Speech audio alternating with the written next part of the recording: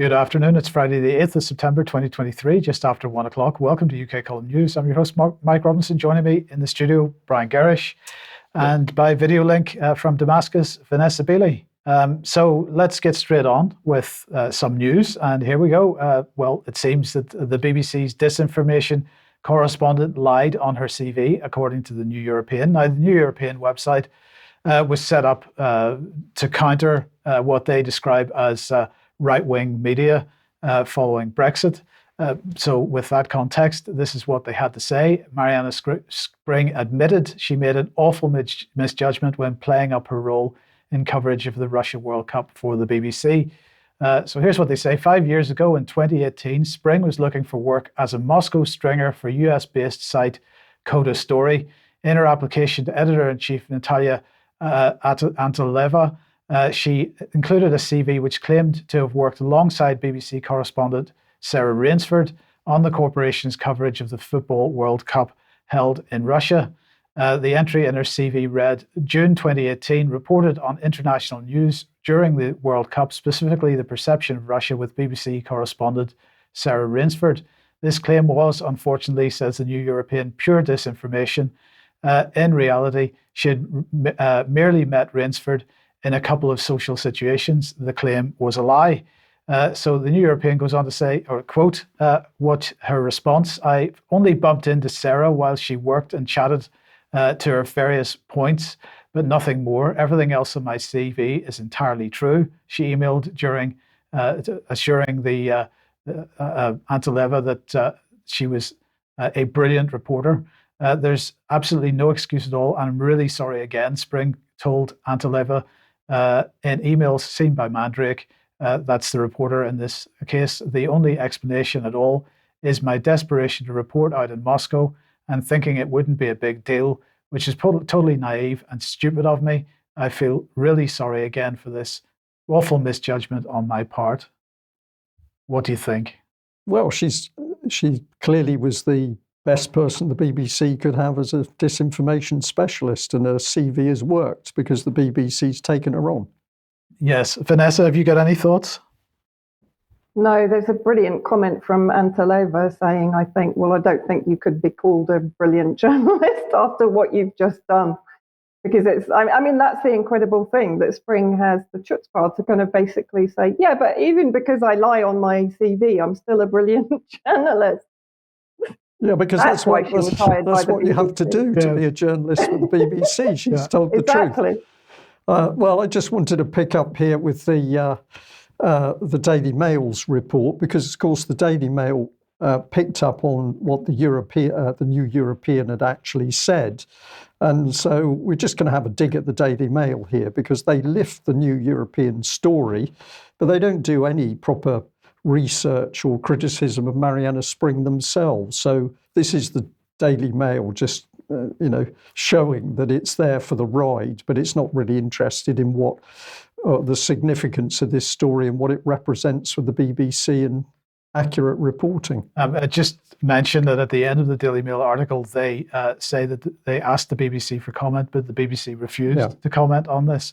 But anyway, of course, this comes only a couple of days after The Guardian published this article. The BBC's Marianna Spring, and quoting, Marianna Spring is saying, the more violent the rhetoric, the more important it is to expose it. And of course, this type of puff piece has been appearing more and more in the mainstream press over the last few months. And the question is why? Well, of course, it's because the Online Safety Bill is finally making progress through Parliament. So it has passed through the House of Lords. If we just bring on its current state, it's passed through the House of Lords. It's now gone back to the House of Commons for consideration of amendments. And this is the final stage before it becomes law. Now, the question is, how did it get through the House of Lords? Well, because there was an apparent backtrack by the government on the issue of end-to-end encryption. So Lord Parkinson got up in Parliament a day or two ago and said this: if the appropriate technology does not exist that meets these requirements, that's the requirement that the bill imposes on technology companies to allow government access to certain end-to-end encrypted communications, then Ofcom will not be able to use Clause 122 to require its use. A notice can be issued only where technically feasible and where technology has been accredited as meeting minimum standards of accuracy. So this implied that the government had moved back on its position of requiring backdoor access to end-to-end encryption. People didn't necessarily believe that. So this is Will Cathcart, who's the head of one of the big fact check. No. It's one of the big communications platforms. WhatsApp. It's come to me. So it's WhatsApp. Yeah. It's even on screen, for goodness sake. The fact remains that scanning everyone's messages would destroy privacy as we know it. He said, talking about the Financial Times coverage of this situation. Tom Tugendhat, though, went riding to the rescue, because any suggestion that the government was backtracking was absolutely wrong, according to him. He said the measures in the online safety bill will help protect countless children from predators online, because this is the cover story that they're using for this absolutely egregious breach of freedom of speech. The government's position has not changed, he said, and that was followed up with a specific statement from the government saying, as has always been the case, as a last resort, on a case-by-case basis, and only when stringent privacy safeguards have been met, the bill will enable Ofcom to direct companies to either use or make best efforts to develop or source technology to identify and remove illegal child sexual abuse content. And of course, again, they're hiding under this guise of child sexual abuse in order to justify this. Now, if the technology doesn't exist, then is there any pressure coming on the tech companies to implement some form of technology to allow backdoor access to end-to-end encryption? Well, there is, and it's actually not just from the UK, it's also from the EU. So let's just remind ourselves that the EU Digital Markets Act is now fully operational, and they are requiring, or it is requiring, the tech companies allow interoperability between various end-to-end encrypted messaging apps. So, of course, if there has to be transfer of data between various messaging apps, then the encryption that each company has employed is going to have to be watered down in some way. Well, we'll see how that particular course of action transpires, how that puts pressure on the tech companies. But in the meantime, I just want to finally remind everybody that it's not just the online safety bill which is putting pressure on end-to-end encryption. It's also the RIPA, the Revised Investigatory Powers Act. And if you remember, we were talking about this a couple of weeks ago, this idea of notices and the new regime. This goes hand in hand with online safety bill. And there was a consultation which closed on the 31st of July. We're still waiting for the government's response to that consultation. But just to remind you that this upgrade to the investigatory powers was creating several new types of notice. One is a data retention notice. One is a technical capability notice, and another one is a national security notice. But the key thing here was, and the really dangerous thing here was, that the Investigatory Powers Act would require companies in receipt of these notices. So if the government is saying, well, Mike Robinson needs to be snooped upon, and applies a notice to WhatsApp or whoever it is, requiring them to snoop on me, that I cannot be told, sorry, just put that back on screen for a second, Stephanie, thanks. I cannot be told that notice has been given to WhatsApp or to any other platform. So platforms must not disclose the existence or contents of the notice with any other person without the permission of the Secretary of State. And for this reason, it is Home Office policy to neither confirm nor deny the existence of any such notices. This is hugely dangerous. Well, it's absolute Stasi state, and they're not even trying to hide the idea that this is where they, what they're doing, and the cynicism that they use the protection of children as the excuse to bring this stuff in is simply despicable, because everything else we see happening in UK in 2023 is to do with the abuse of children by the state, as we'll see as we get further into the news today. Yes. Okay. So, Vanessa, let's look at some of the pretty egregious content on mainstream media at the moment. And my question is my pet killing the planet? Yeah, I mean, this was an article that I actually kind of just stumbled on yesterday and read with horror. This is by Sean Thomas at the Spectator magazine. So he's a travel writer. So let's have a look at what he's saying. So basically what he's saying is that he feels sad and guilty about the way we humans treat our planet, travel writers very much included, because he apparently always comes under fire for his carbon footprint when he travels around the world. But now he's saying that someone has come to his rescue and made him feel a lot better, at least relatively. His name is Patrick Hansen, and he's the boss of private jet firm Lux Aviation. At a media event recently, Hansen claimed that the average private jet customer is responsible for about the same emissions of carbon dioxide as someone who owns 3 medium-sized dogs or just one big dog. So clearly this had me hooked at this point because I couldn't actually believe what I was reading. So he continues. So he goes over some numbers for a troubled conscience to chew over. In the US, meat consumption by pets generates 64 million tons of CO2 annually. That's the equivalent of driving 13.6 million cars. And if all the dogs and cats in America were a nation, it would be the world's 5th largest in terms of meat consumption. That's meat which could go to hungry humans. What he, of course, forgets to mention is that cats and dogs are naturally carnivores. Humans can eat an awful lot of other stuff. Meanwhile, simply owning a big dog generates 2.5 tons of CO2 a year. He gives absolutely no evidence to the claims that he's making, by the way, but he continues. The list of pet negatives goes on. Think of all the land set aside to grow the food that feeds the pets, millions of acres. Think of all the waste and CO2 created to make 1 billion pet toys. Think of the methane pets emit when they aren't pooping the environment into oblivion. One British study estimated that the flatulent dogs of Sheffield alone produced 1,500 tons of methane a year. He continues, the case is surely made. Pets are a tremendous drag on the planet, and it's not like we even need them. Aside from a few exceptional cases, so he does mention working rural animals, companions for people with severe loneliness, which is the majority of us after the COVID project, guide dogs for the blind. There is no logical justification for having a pet beyond sentimental reasons. Therefore, if you own a cat or a dog while still whining about the environment, you are that unpleasant thing, a hypocrite. I would be interested to get Brian's comments particularly, but to me, this is part of this. This isn't the first time that I've seen attacks on animals. Back in 2021, there were claims, of course, that COVID could be transmitted through domestic animals and zoo animals.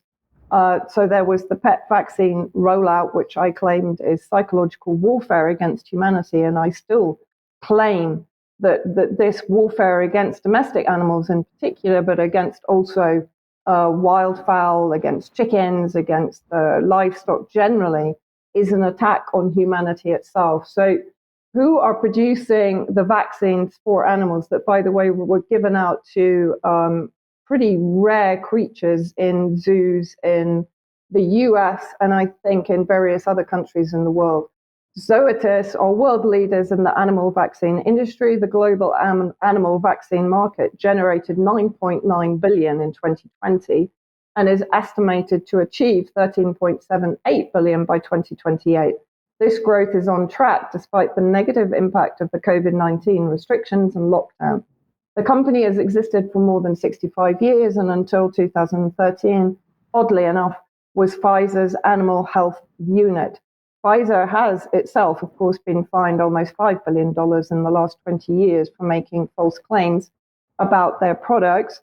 Zoetis, by the way, have an annual income of $11 billion with, I think, around 11,000 employees. So that gives you an indication of what a lucrative market this is for them.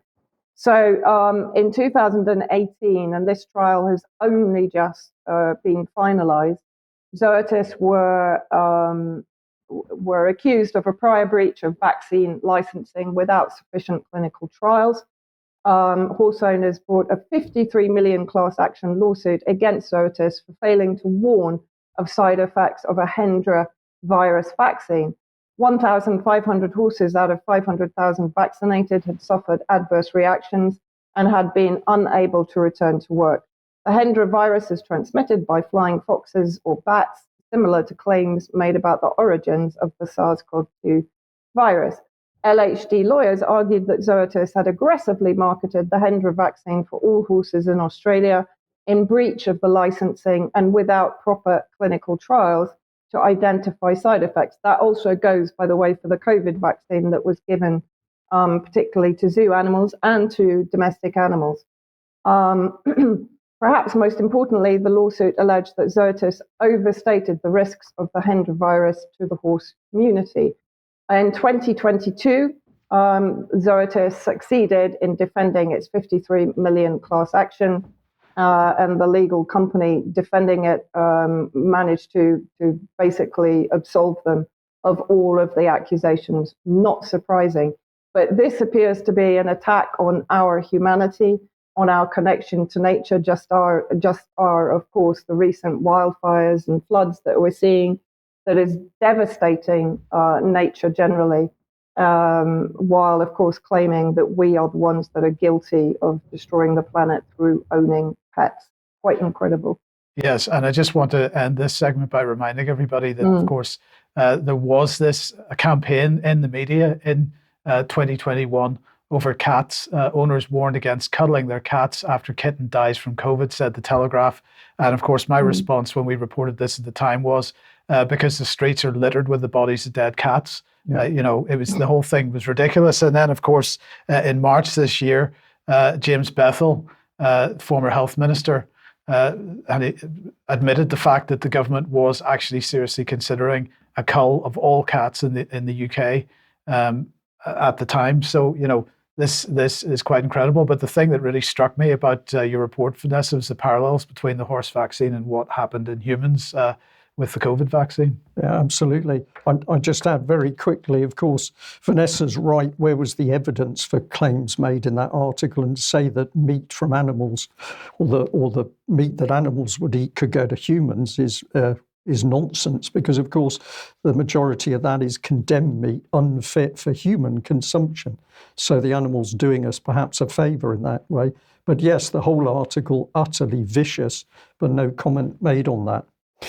Well, let's move on to the subject of the Fixated Threat Assessment Centre. And this is an organisation that UK Column was talking about well over 10 years ago because we regarded it as so dangerous.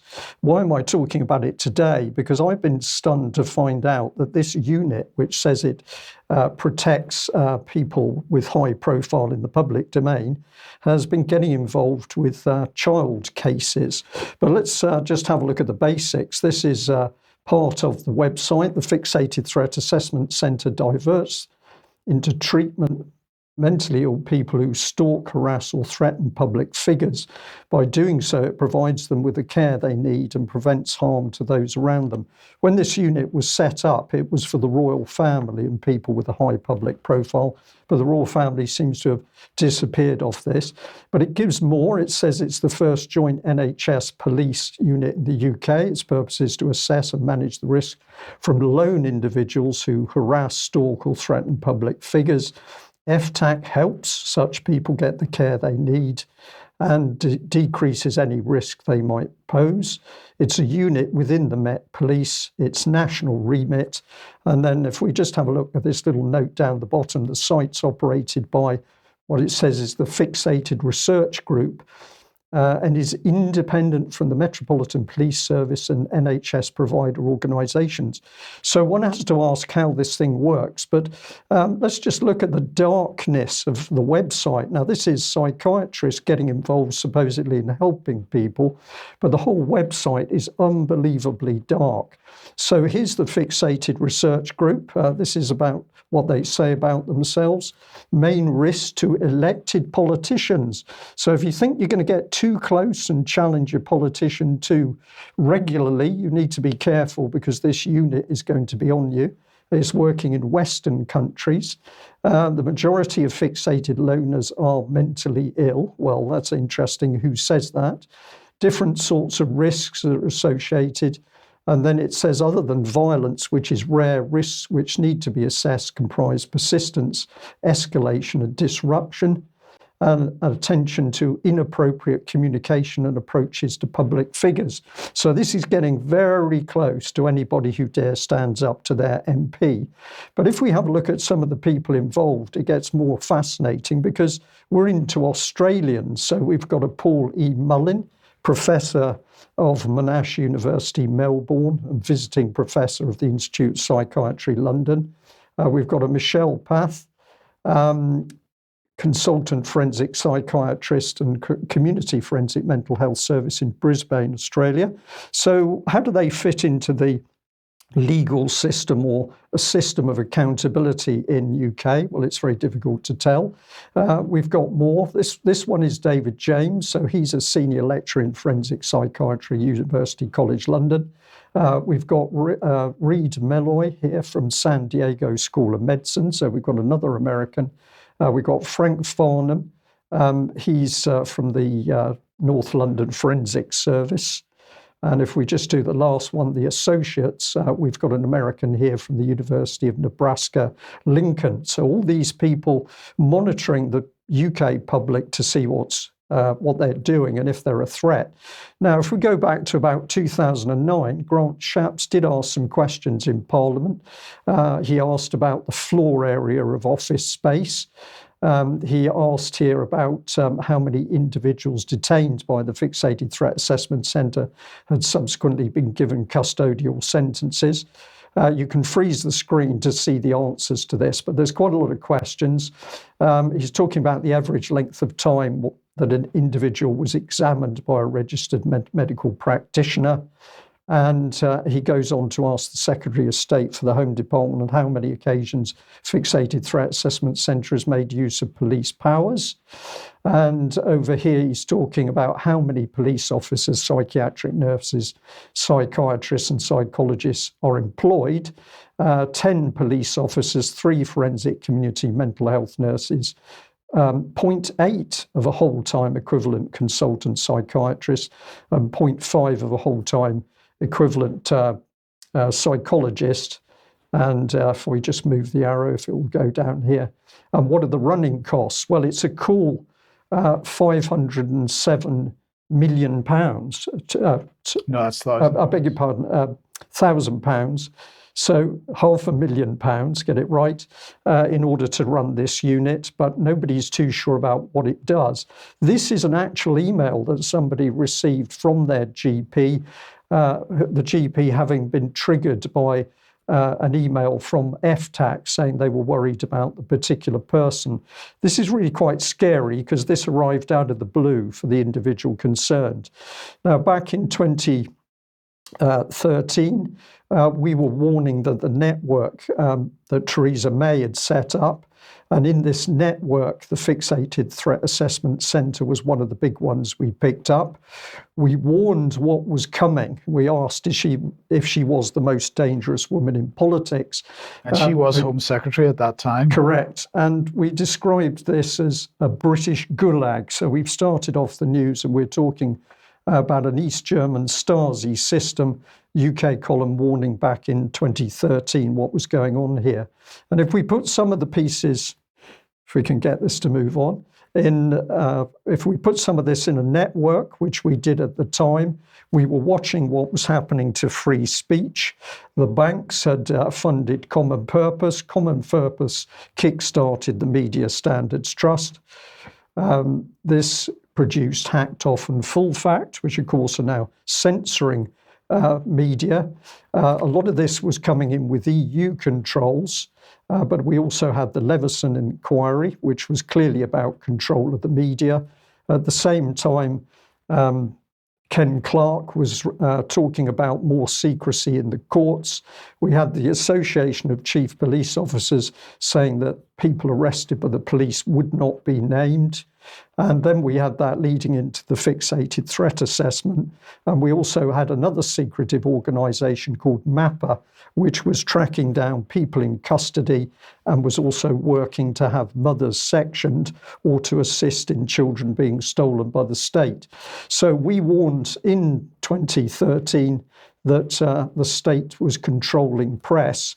And part of our comments at that time was on Mr. Pickles, and he had this to say, which I think is very significant. We are going to shake up the balance of power in this country. We're going to change the nature of the Constitution. Be in no doubt about our commitment to localism.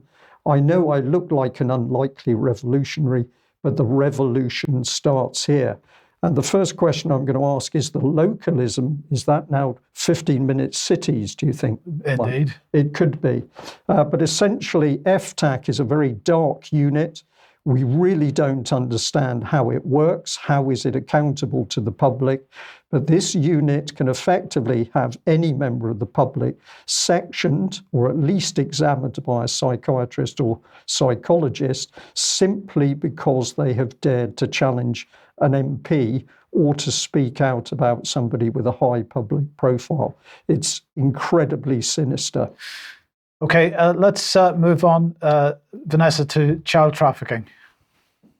Yeah, I mean, I wrote that this article this week. It's up at my Substack, Western Rampant Hypocrisy, as they condemn children in northeast Syria to a life of abuse. And below that, there's a screenshot from a Save the Children report. There are multiple human rights organizations' reports on the effect of abuse and torture that these children are living under, and many of them are British nationals. I would say way more than 60, but also EU nationals, US nationals.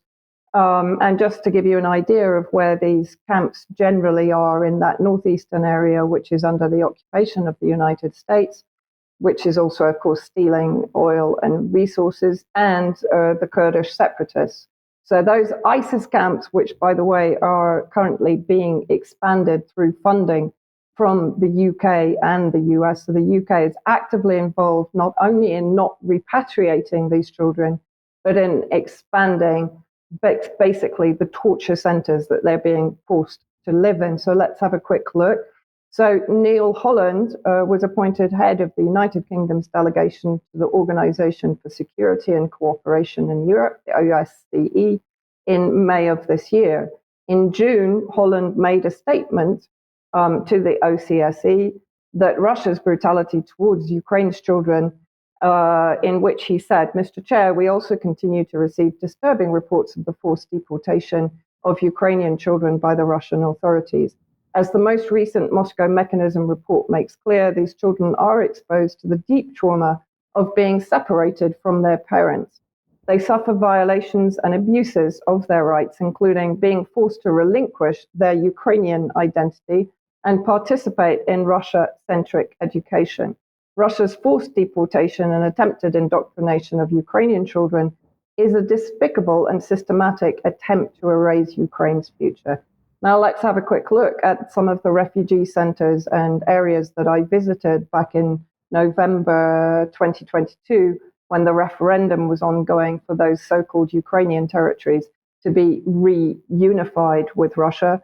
Many of these families were from Mariupol. They are basically being taken care of in eastern Russia until Russia has rebuilt the areas of Mariupol that they fled from, that were flattened by the Kiev regime forces. So you can see here the building itself is beautiful. The surroundings are beautiful. The kids are well taken care of. They received trauma counseling. They have 3 meals a day. Yes, they are basically absorbed into the Russian education system, but with the vision of allowing them to go back to the Donbass when the war is ended. So totally very, very different picture to what is being presented by Holland. And then let's have a look at what's happening in the Northeast. So the majority of the children that are being held in these camps are foreign nationals. As it says, as of January the 23rd, 2023, nearly 42,000 foreigners remain held in the region, along with more than 23,000 Syrians. 37,000 foreign nationals are detained in Al-Hol and Roj, 2 locked, sprawling camps primarily holding the wives. Other adult female relatives and children of male ISIS suspects. 27,000 foreigners in the camps are from neighboring Iraq, while nearly 10,000 others are from about 60 other countries, including, of course, the UK. More than 60% of the camp detainees are children. Nearly 80% of the children are under the age of 12, and 30% are aged 5 or younger. Approximately 5,000 other foreigners are held in prisons and so-called rehabilitation centers, including up to several hundred children. Now, the conditions that these children are being held in, they are prey to child trafficking, to child rape, to general exploitation and abuse by the terrorists that they share the camps with. Children are regularly taken from their parents, and the parents are not informed as to which camp they are being held in, and many of them simply disappear. Remember, many of these are British nationals, so this is what the British government thinks of its own nationals being held in northeast Syria. This is one of the human rights group's conclusions in their report. The unlawful detention in northeast Syria of 23,000 foreign children from dozens of countries has deprived them of their basic rights as children, including the rights to a nationality, health, education, family unity, and freedom from mistreatment and arbitrary detention. Those who have died because of the conditions or circumstances of their detention have been denied the right to life itself. And let's have a look at what former Ambassador Peter Ford said to me about this situation in relation to the accusations that the UK and other NATO member states are levying at Russia, and via the ICC, of course. The UK, so apparently solicitous regarding the children of Ukraine, appears less concerned about some of its own, to the extent, in fact, of denying them not just a right of abode in the UK, but even a right to UK nationality. The most well-known case is that of Shamima Begum. Remember that she was trafficked, aged 15, by Canadian intelligence with the full knowledge of MI6 and intelligence agencies in the UK. She was an East London teenager encouraged by British government propaganda demonizing Assad to join ISIS, and subsequently stripped of her nationality and forced to fester for years in the extremism incubators, which are the ISIS prisoner camps in the US-UK-controlled northern Syria. The sins of mothers being visited on the children. Begum's children are consequently also denied their birthright and a chance to live in Britain. For a government which behaves this despicably towards children of its own nation, to posture as a children's champion is a sickening hypocrisy, and I can't agree more. In the article, there is a lot more detail about the awful, squalid conditions that these children are living in and are being denied repatriation, bearing in mind that Sajid Javid in 2019 offered amnesty to British al-Qaeda fighters in northwest Syria. He gave them 28 days to return to Syria. Complete hypocrisy. Did you want to comment on that? I was just going to say, the moment we talk about this subject, I remember, I think it was the 400 unaccompanied Syrian children that came to the UK, and the government calmly said, well, they've disappeared. Well, we're just going to come on to that. We're going to come on to that. So let's just do that. So the saga does continue because, of course, it's also children being trafficked into the UK, not British children into the UK, of course, but unaccompanied children. And the reason I'm bringing this up is because in 2022, the Independent Chief Inspector of Borders and Immigration released this report, an inspection of the use of hotels for housing unaccompanied asylum-seeking children. And the government has now decided, or the Independent Chief Inspector has now decided to reappraise these hotels. And this is why. So they've just announced that they're going to do that. So this is why, because this was the conclusions in this report. They said that with immediate effect, the hotels had to prevent individuals without a clear, enhanced disclosure and barring service check from residing and working within the hotels currently being used to house young people, and for any hotels used by the Home Office in the future. So no DBS check for people that were working in the hotels with these children. It could have been anybody. Within 1 month, he said, using external expertise if required, undertake a robust assessment of the collective needs of the young people housed in hotels with due regard to Section 55 of the Border Citizenship and Immigration Act 2009 to inform the development of standards, feedback and data from children and young people housed in hotels, contractors, management information collected by the operation and so on, and also the activities of external agencies, including NGOs. That within 3 months they had to develop a challenge and scrutiny mechanism drawing on internal and external expertise and the resources to monitor delivery of the operation with a specific focus on safeguarding children's welfare. So he obviously had concerns about children's safeguarding in these establishments.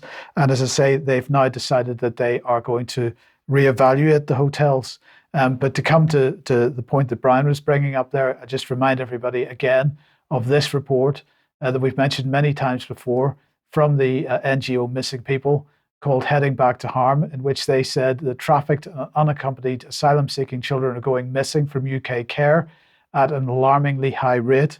And the point is, if I remember rightly, this report came out in 2016, 2017, but this actually was understood by the UK government through the All-Party Parliamentary Group for Runaway and Missing Children and Adults, and the All-Party Parliamentary Group for Looked After Children and Care Leavers. This was a report from 2012.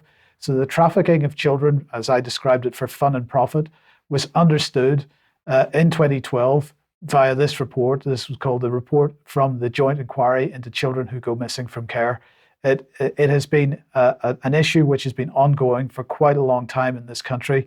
So we are trafficking children in other countries, but we're also trafficking children into this country where they're disappearing from the care system into goodness knows what, various sexual slavery or other kinds of so-called modern slavery.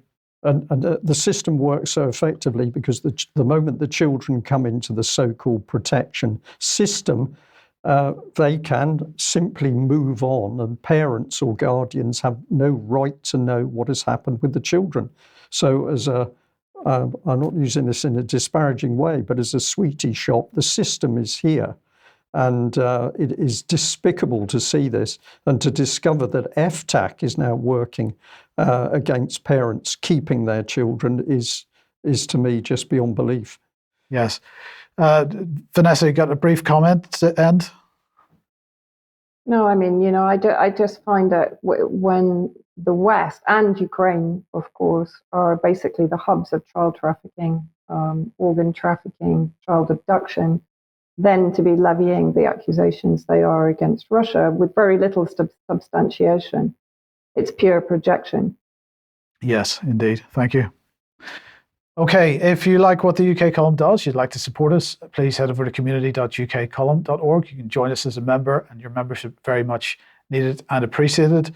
Or you could pick something up at the UK Column shop. That's at shop.ukcolumn.org.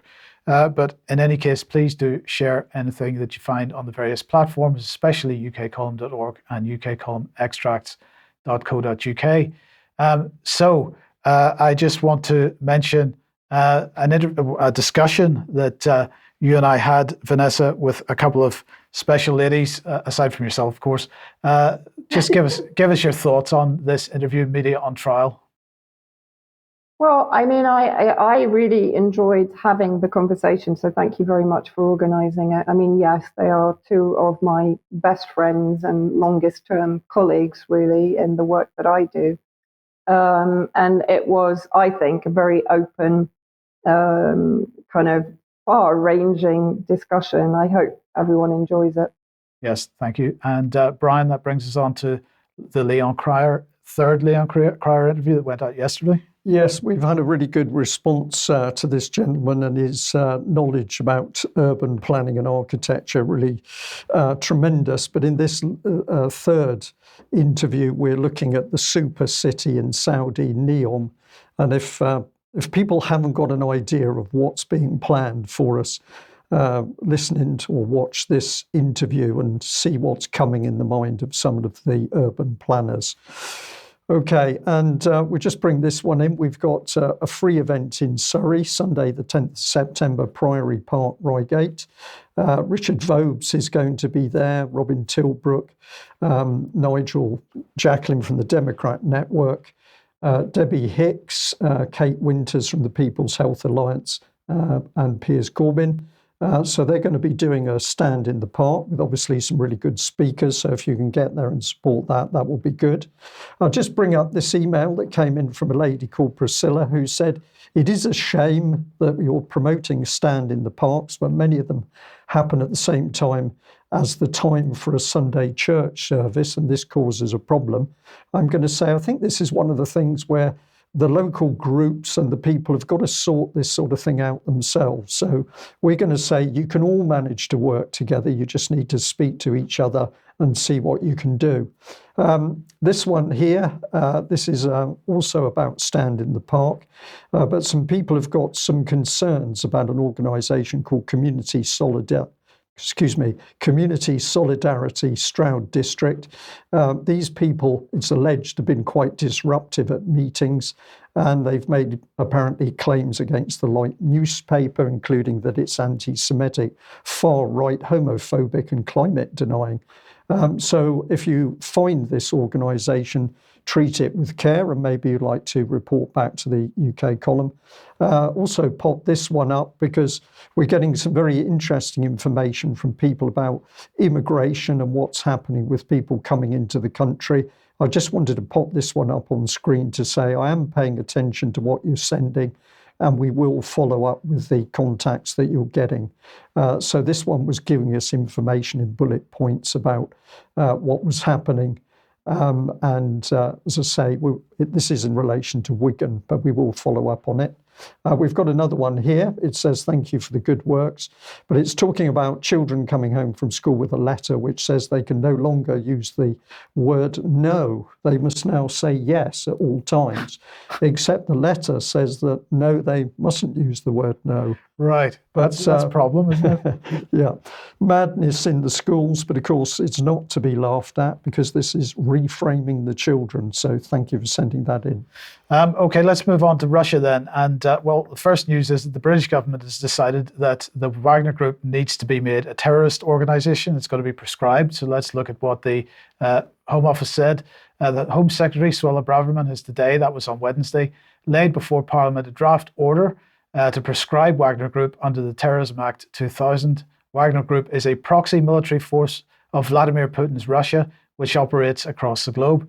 Okay, what about all the proxy forces that the UK uses across the globe? Do they get also prescribed? No, of course not. Right. No, different rules apply to that. Different rules, okay. So let's look on what they said. Once agreed, the order will come into force on the 13th of September, making it a criminal offence to belong to, encourage support for, assist or use the logo of that group. Now you can see that I've used the logo of that group in this graphic, so perhaps following the 13th of September, I'm not allowed to do that anymore.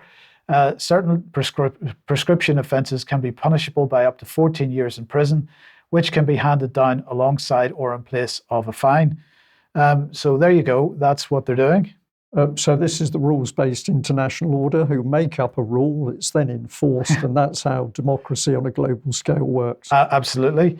In the meantime, this is Sergei Narishkin, who is, well, effectively, I suppose we could say he's C in Russia because he's the head of the Russian Foreign Intelligence Services. And he was speaking to TASS a couple of days ago, and he had this to say. He said, Great Britain has for many centuries been and still remains a dangerous geopolitical adversary of our country, that being Russia, of course. The many wars and conflicts that were triggered in Europe involving Russia against its interests can often be traced back to London. Examples of behind-the-scenes intrigues and provocations by the British against our country number not just in the dozens, but in the hundreds. But then he went on to say that the UK has long played a subsidiary and not a leading role in the US-British tandem. And Vanessa, I would just say that I disagree with that statement in the sense that, okay, the UK hasn't had for a very long time the sort of kinetic strength of military force that the United States has. But Britain has always played this sort of manipulation role in encouraging other people to act as its proxy. And I would then ask, in fact, do we prescribe the entire United States military? Because it has been acting, in my view, as a British proxy in many ways for quite a long time. Yeah, absolutely. And meanwhile, the BBC is quite happy to chummy up with prescribed terrorists in Idlib and absolute. So are they going to get 14 years in prison for supporting and endorsing a terrorist organization? That sounds like a campaign somebody needs to run. But let's move on then, Vanessa, to Armenia. Well, I mean, I first of all immediately have to say I'm not an expert in Armenia, but there is a large Armenian community inside Syria itself. And I rely very much on a dear friend and colleague, Kevork Almasyan, whose report I've included in mine. And people should follow him. He has a very clear indication that there is about to be an escalation in the conflict between Armenia and Azerbaijan, of course, with the hands of Israel and Turkey in Azerbaijan. Particularly, Israel is supplying the majority of the weapons to Azerbaijan. But also internally, Pashinyan, the Prime Minister, Nikol Pashinyan of Armenia in Yerevan, has for a long time actually been working on behalf of NATO, trying to frustrate the Russians to the extent where they abandon the region. And that includes, of course, giving up their military base on the border with Turkey. So here, this was back in May 2023. Nikol Pashinyan was quoted on Monday indicating sweeping changes in his country's policy vis-a-vis its arch-foe Azerbaijan and its ally Russia. Armenia is ready to recognize the Nagorno-Karabakh enclave as part of Azerbaijan. So basically, Pashinyan, who has already ceded strategic territory, particularly in the heights of Armenia, which gives Azerbaijan a military advantage from which they have already been shelling and firing on Armenia for some time now. If Baku in Azerbaijan guarantees the security of its ethnic Armenian population. The Russian state news agency TASS and the Russian news outlet Ostorozo and Novosti quoted Pashinyan as saying on Monday. So basically, if we have a look at the map, that shows very clearly this territory, Nagorno-Karabakh, in the circle, or Artsakh, as Armenians know it as. It's basically now a buffer zone with Russian peacekeeping troops inside. It's been under blockade by Azerbaijan for some years now. And so basically, effectively, it's rather like Gaza. It is pretty much under blockade. It's constantly being fired on. Farmers currently are being fired on while they're trying to harvest their crops. And as I said, Pashinyan is believed to be working on behalf of NATO. So if he basically hands over this territory, that will mean that the Russian peacekeeping troops will leave that territory. This is a quick video that I've sort of edited slightly by Kevork, which will give you a little bit more background.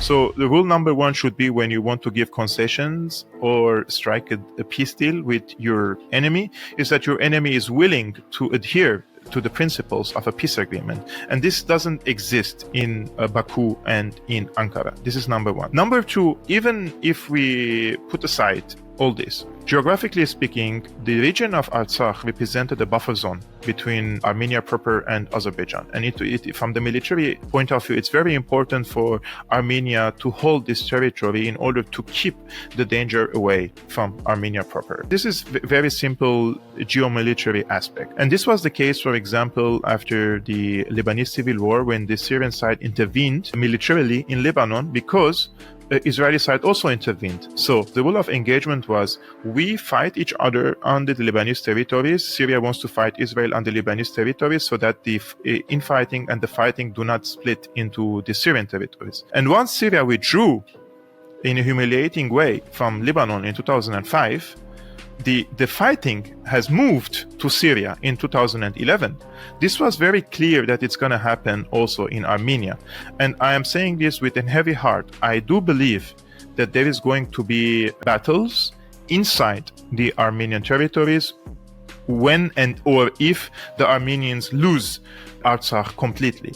And in my opinion, if Pashinyan stays in power longer, in the next, let's say, a year or two, we're going to face one of these two scenarios. One, it's either Armenia is going to lose Artsakh completely by military means from the Azerbaijani side, which means complete ethnic cleansing, which means the Armenians will be forced to move to Armenia proper. Or second, they will be absorbed in the Azerbaijani society, which has millions of Azeri people, which also practically means that they will be assimilated in the Azeri society on the short and the medium run. and they will also lose their identity. They will lose their culture, and accordingly, it will also be a sort of an ethnic cleansing. So, in my opinion, if Pashinyan stays in power, Armenians are going to lose Artsakh, whether through diplomatic means or through military means, and in both cases.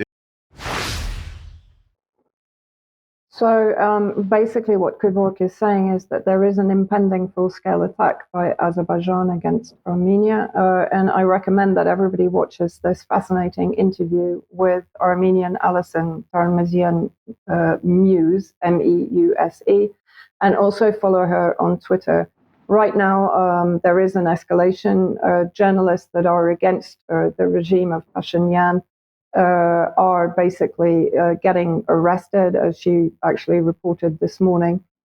Things are hotting up, and of course it's part of the global war against Russia and Russia influence. And here Pashinyan, Armenia to exercise with US troops next week in a sign of frustration with Russia. Well, I mean, the feeling is mutual. Russia is definitely recognizing the fact that Pashinyan is pushing for Turkish influence in Armenia, and therefore, of course, NATO expansionism into Armenia, which will also impact on Iran, that uses the Karabakh corridor to bypass Turkey through Georgia into Russia. Thank you. Okay, thank you for that. Well, if we talk about UK working overseas to help stir up trouble, without question, Britain's special forces are used to do this job. And of course, they're unaccountable to the public because the government or the Cabinet Office or the senior politicians who determine what our special forces will and won't do simply don't bother to report to the UK public. The public is told we don't talk about these issues. So I've got some concerns coming up about who's heading for the top of the army, but let's just think of it in this terms, that Radakin became the boss of the Tri-Services in UK with minimal experience in the Navy alone.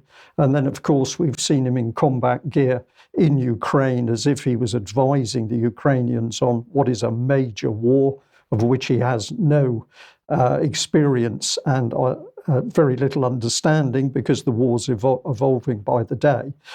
So he was the absolute novice, but he had alongside him at least somebody in Ben Wallace who was experienced in the military, but who was also very much a war hawk as far as Ukraine was concerned. I couldn't resist putting Looney Tunes up, Mike, because that's how you described his end of his reign, because he simply tweeted, "That's all, folks," as he left utter disaster and death and destruction in Ukraine.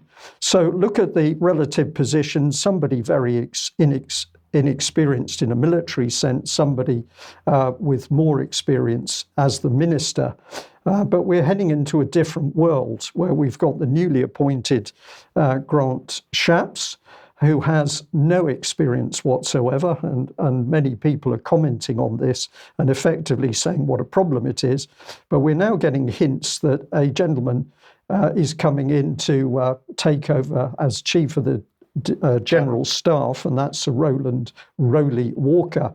Now, this man is absolutely a war hawk, so we've got a reversal in the experience in the roles. But if we just have a think about what's going on, this man is totally trained as SAS. This man is Special Forces, like the stick of rock. If you were to cut him in half, it would say Special Forces through his body. And his whole thought process is Special Forces, and this means operating out of sight of the UK public, being sent to foreign lands on the whim of who? The Cabinet Office in UK. And once he's in theatre with his men, he will be training and or killing as deemed appropriate by politicians that have not made themselves visible to the UK public. So if we have a look at just three concerns, I'm calling them emerging dangers. The first one is that the special force mentality, which is utter secrecy and a complete lack of accountability to the UK public, this starts to corrupt the whole army structure. then we're entering a point where we don't really know who is controlling the army itself in UK. I'm going to put in number 2 that the army is reshaped to become a proxy war trainer over and above its national defence role. And why do I point to this? Because, of course, in any overseas trouble spot, it will be the special forces who are invariably sent to do the initial training to train relatively untrained locals how to kill as effectively as possible. And what I now sense is that the British Army is effectively just going to become the proxy war trainer, but the whole flavour of that training is going to be the secretive nature of UK special forces, and Rowley Walker is going to be just the man to put this into force. And if we bring in number 3 here, that politicians, I can't say who because nobody ever knows who actually brings special forces into any particular area of the world. Politicians, maybe it's the Cabinet Office, we simply don't know. But what are we going to see? Are we going to see the British Army used as a covert contract arm of special forces? When the special forces drive wants to do something, they're simply going to use other units in the British Army to fulfill their agenda. I'll throw this back to you, Vanessa, because of course in every major trouble spot, including Libya and Syria, special forces have been on the ground absolutely stirring the pot. Yeah, absolutely. There was a special forces soldier airlifted out of Syria in, I think it was 2020, after he was injured by an IED when he was training terrorists to lay the IEDs. And we had the recent video of the British Special Forces guy training the Free Syrian Army derivatives in Al Tanf, the US military base. So, you know, they have been present in all of these war theatres from the very beginning. But you're right, this is a worrying trend. Are we heading more towards this kind of proxy war complex? And is that what is now intended going forward? Certainly, we're seeing global escalation on a scale we've not seen before. Yeah, thank you for that.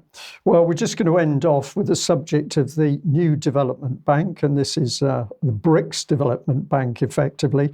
And I just wanted to raise some points here because a lot of people look at the banking system, including UK column, saying who is formulating the plans, what is happening on a national scale, what's happening on an international scale, and what's happening globally. And of course, we're seeing the very powerful BRICS bloc emerge. But alongside it, we've got this bank, the New Development Bank. I just put out this policy document to give you an idea of the sorts of things that they're involved in. But here's the policy document on New Development Bank sovereign loans and loans with sovereign guarantee. So if you go to the website, you can check out the real material itself. But I was particularly interested with some comment from this organisation, Global Policy, because it has a very good article about the New Development Bank and strategic partnerships. This was published back in June 2022. But if we just have a little look at this and have a think what's being said here. So first thing is it's saying that the New Development Bank has a list of 33 partnerships and memorandum of understanding. So clearly this bank is going to engage with other banks and the global banking system, but we can see it's involved with national development banks, multilateral development banks, commercial banks, institutions, enterprises, and academia. And if I bring this one in here, we can see that there's cooperation deals, and they've got the various memorandum of understanding with those. But I noticed that the European Bank of Reconstruction and Development was mentioned here, which of course is hovering on the borders with Ukraine.